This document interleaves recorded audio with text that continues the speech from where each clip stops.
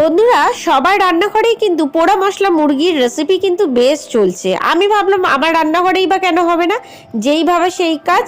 হাজব্যান্ডকে বলে চিকেন আনিয়ে নিয়েছি। চিকেন ধুয়ে তার মধ্যে লবণ, লেবুর রস, ধনে গুঁড়ো, জিরে গুঁড়ো, হলুদ গুঁড়ো, কাশ্মীরি রেড চিলি পাউডার দিয়ে ভালো করে আর একটু সর্ষের তেল দিয়ে ম্যারিনেট করে রেখেছি।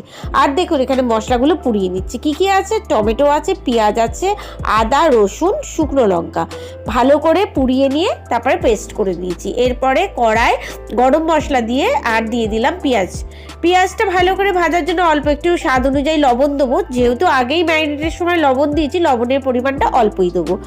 এরপরে যে পোড়া মশলাটা সেটা বেটে রেখেছিলাম সেটা দিয়ে ভালো করে কষানোর পর যেই তেল বেরোবে ম্যারিনেট করা মুরগিটাকে দেবো। একটা ঢাকা চাপা দিয়ে শিং মাছে রান্না করবো। কতটা জল বেরিয়েছে দেখুন। জলটা শুকিয়ে গেলে ওপর থেকে ছড়িয়ে দেবো গরম মশলা আর জিভে জল আনা পোড়া মশলা।